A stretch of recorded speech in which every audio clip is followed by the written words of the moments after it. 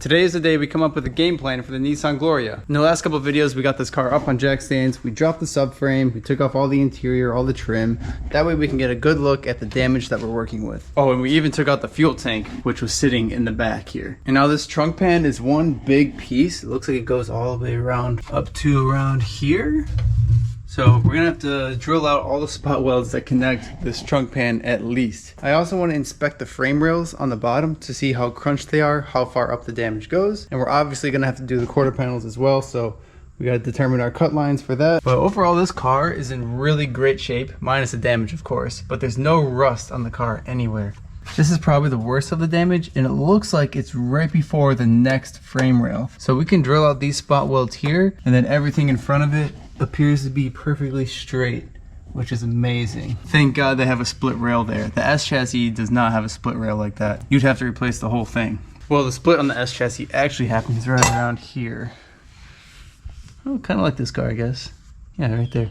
And I'm comparing it to an S chassis because obviously I repaired my 240 from the ground up. And that's really the only car I have to go off of for an in-depth repair, such as this one. Now this is the driver's side, the right-hand driver's side. And same thing here, it looks like the rail is perfectly fine here, but then the rear section, it doesn't look crumpled here, but if we keep moving back, we see a little buckle here. That's not good. It's probably not the worst. This probably could have been pulled.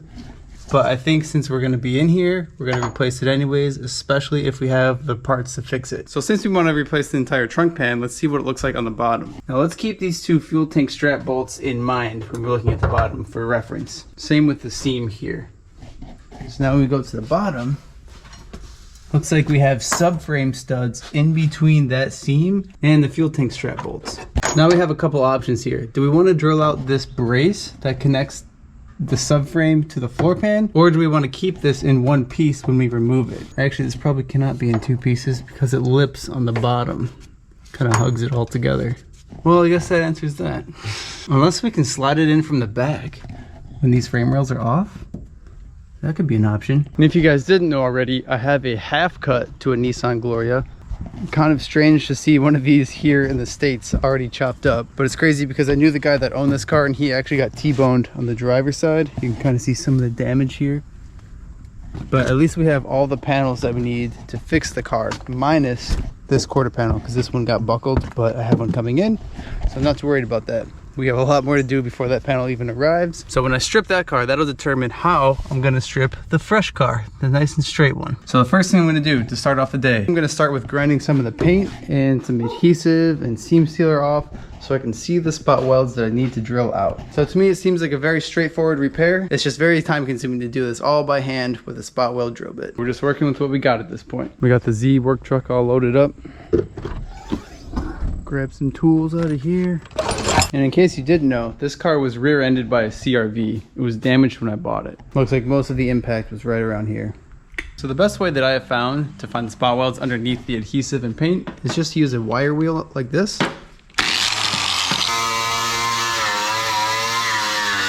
Now we can see these spot welds much more clear. Yeah, and I also went ahead and grinded the paint off of the inner wheel well here.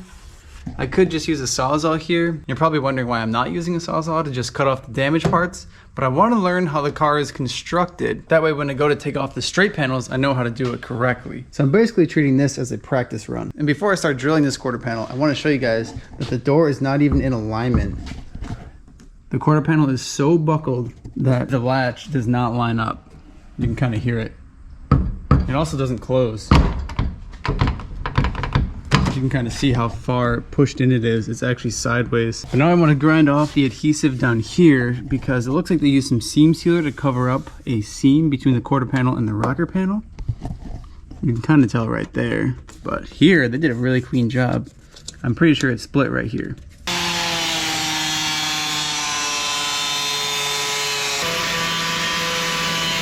Now we can see majority of the spot welds that we need to worry about. Looks like there's 4 on top here. And then I also was curious if there were any on this edge, and there were. 1, 2, 3, 4, it looks like, at least. I did grind some paint up to see if there were any this way, but it looks like no. Same with this little corner here.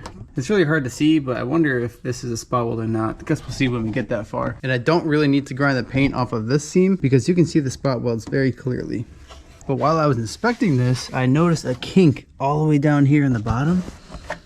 There's definitely some damage all the way up here. That's not good. So once we get this quarter panel off, we'll have to assess if we need to replace the inner structure as well. Now, since this is all creased and folded in, I'm not gonna worry about drilling out the spot welds here. At this point, I will use the Sawzall to cut around. Plus, the whole rear end of this car is going to be replaced. I mainly want to take my time to drill out the front of this because a lot of the original chassis will still be usable. Now, a lot of people ask what spot weld drill bit I use on the 240 repair, and I actually just use some generic Amazon spot weld drill bit. But this one I picked up from the hardware store, and it was pretty expensive, so I'm gonna see how this one holds up.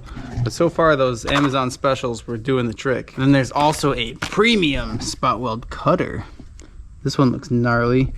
Might have to give that one a try as well. Now, usually I would drill a pilot hole for this spot weld drill bit to sit in, but this expensive bit actually has a really sharp point, and I feel like it could sit in there nice enough where I won't need a pilot hole. First spot weld right here. Man, this bit is no joke. Now you can see the gap in here, barely. The little dark line. You don't want to go too much farther than that because we don't want to drill through the second panel. I had to learn that the hard way on my 240 rebuild because then I had to weld the back panel shut before I could put the new panel on top. That way I had something to weld it to. And these bits are spring loaded, so basically when you're drilling it out, it's pushing that inner panel away. It may not push it away too much because this was the first spot weld on the whole seam, but you get the point.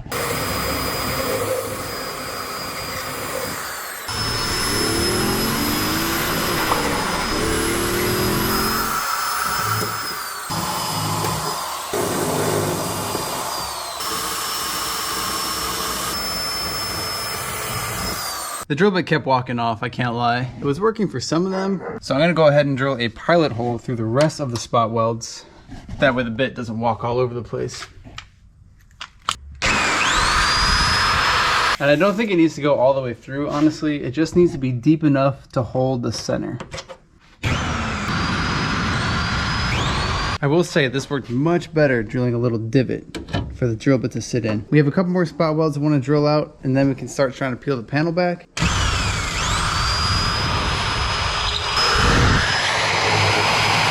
All right, now we can start prying it. I will still have to Sawzall some of the rear off of here, and then I need to make a cut line on the quarter panel on the C-pillar here. I don't need to cut it that high up, so I think I'm gonna just probably do it around here. A little bit higher than the middle. Well, I guess I should do it lower. I can always cut more, right? But let's make sure everything is loose first. Oh, it's so satisfying. I wonder if this skin has to come off in order for the quarter panel to come off. It's kind of hard to say, honestly. I guess we'll find out.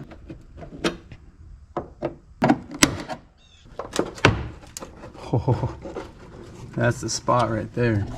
We didn't miss any, did we? Oh, this one might need to be drilled out a little bit more. Oh, maybe not. Okay. It's so satisfying. So it looks like this panel is actually a part of a 3-layered spot weld. I'm not sure what to call this, so we'll just call it the middle tray. We'll have this middle tray, the quarter panel, and then the inner structure. So if I'm looking at this correctly, if I drill out the spot weld again, the second layer is the quarter panel. Let's see if it'll work. So at this point, the quarter panel is free. You can see it moving within. Now I am being pretty rough with this one. That's because it's already damaged. And I'm probably gonna have to replace this part anyways. Look at how kinked and bent it is. This looks fun. There's a lot of spot welds to hold this piece in. All right, now I need to make a cut here.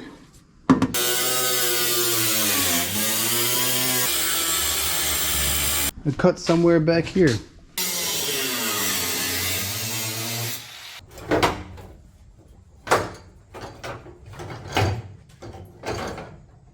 Oh my gosh, the quarter panel is only being held on right now by the antenna. Looks like there's just two 10mm bolts in the back, and then it's free. Guess we'll blast those off real quick.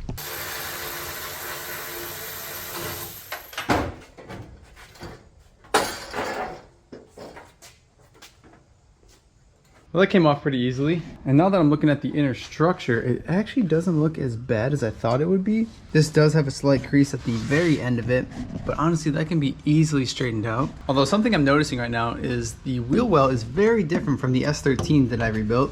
And that is because the inner structure is a part of the outer wheel well here. It actually connects to the C-pillar itself, the inner structure at least. And it looks like there's some type of, this can't be structural. I mean, this is probably just to make sure the quarter panel is bumped out enough so it doesn't hit this inner structure here, which is interesting because this inner structure is connected to the outer wheel well, making it already a lot stronger than the S chassis. So in order to replace this outer wheel well, you would have to undo the spot welds here, or you can do the whole thing all the way up there. I did cut a little bit through it.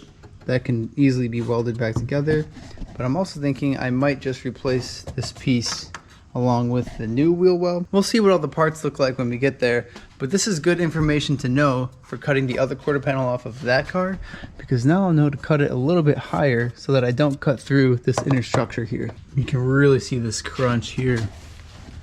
Yeah, there's another buckle in the frame rail. I forgot to show that one. This was the original one that I showed.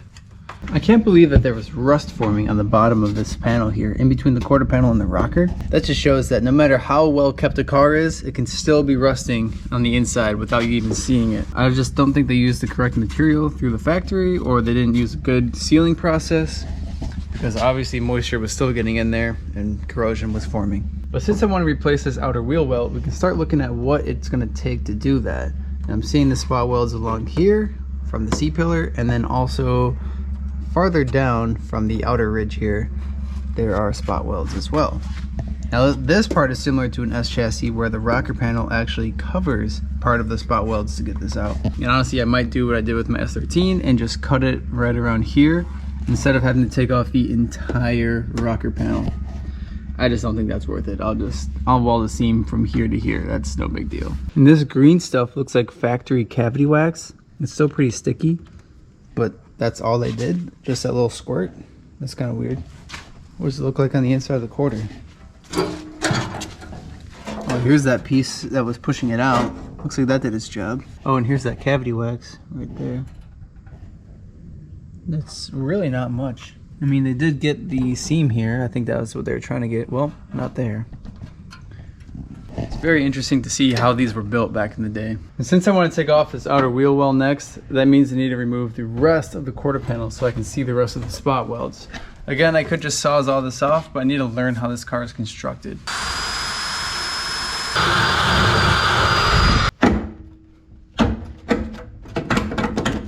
Man, looks like there's some tough seam sealer here. I don't know if you guys remember, but there was a small pond right here. That seam sealer was really doing its job then.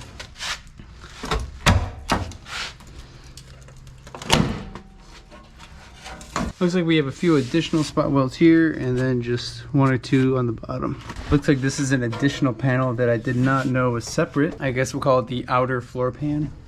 This little square here. We're also gonna have to take off this bash bar, and it looks like the panel is folded so far over that we do not even have access to the bolt. I don't know if I can fold this over. It's pretty thick stuff. Might have to cut this one off as well. But I didn't bring my Sawzall, so I'll have to do that tomorrow. That's all right, we can start working on this outer wheel well. Look at how crunched that is. I guess it does have somewhat of a corner cut out of it for the quarter panel shape. Man, that was pushed in quite a bit still.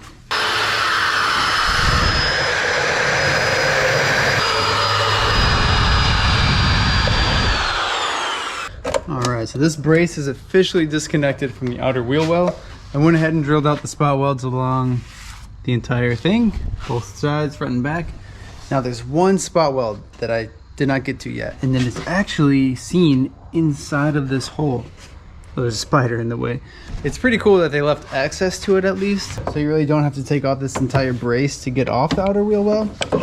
So let's see if it'll work.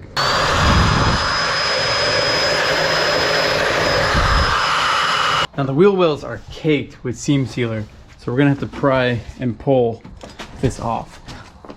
These are basically just held in by glue at this point. Yeah, look at how thick that is. The wheel well is mostly free. Moves all nicely. but I am gonna need to make a cut here, like I said I was going to. That should be the last piece holding this in.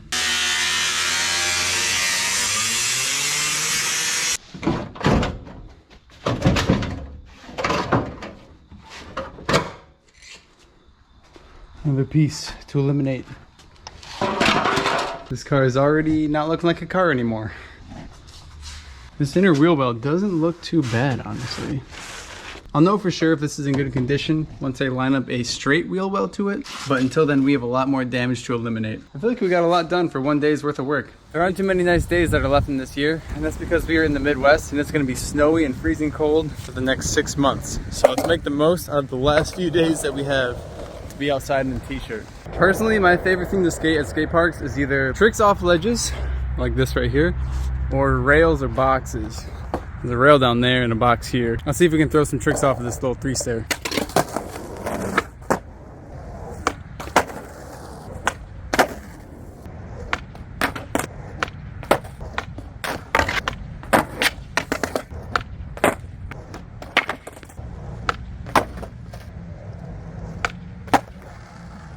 I hope it's not too boring looking at the mess ups. I just like to show the progression from start to finish, from the first attempt at the trick versus the last attempt. The point I'm trying to make here is progress isn't always linear. You can see some of my attempts are looking really close, and then even after a close attempt, it'd be completely off. But the goal was still in mind. I still wanted to land a backside flip. So as long as you focus on the goal, learn from your mistakes, you'll get it. Just stick with it. The more you push yourself and the more you put effort into things, the better and easier life will be for you. Putting yourself through hardship makes hard decisions easier to make. And the faster you can make a decision is the faster you will progress in whatever you're learning. It's just a mindset. Anyone can get it. You don't need to have money. You don't need to have land. You just need the willingness to put in the time and effort to achieve your goals. Now let's get a backside big spin. Those are so satisfying to land. Now, every time I come to this park and I do a little session on this ledge, I try and do a trick that scares me, something that terrifies me, because overcoming something that scares you makes you grow faster as well. So let's do a nollie flip. I hate doing nollie flips off of ledges. They're so terrifying.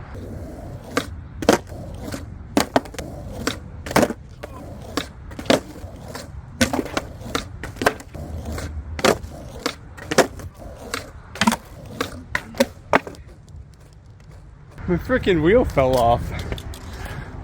What the heck? Well, gotta find the nut now. I don't know how this is even possible, but I found a nut and washer right over here. I don't know if this is the one that came off of my trucks. Maybe it's just a sign to keep going. I don't know. It's pretty wild though. No way. This is the other washer. What? There's supposed to be a washer on either side of the bearing.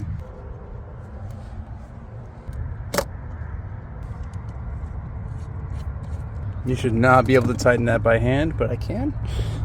So it's kind of alarming. I'm gonna need to replace that nut.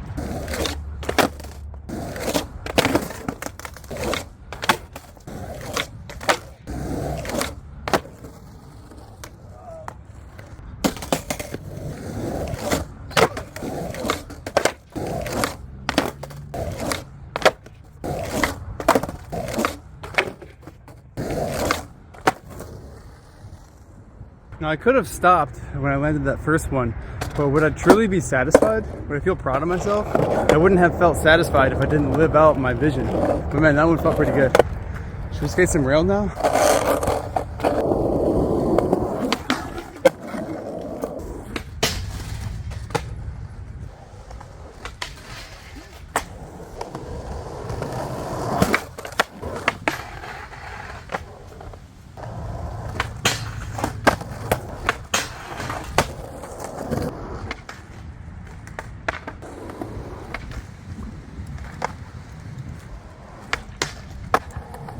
Well, thank you guys for sticking around for another video. Don't forget to drop a like if you haven't already. Subscribe to see more, and I'll see you guys in the next one.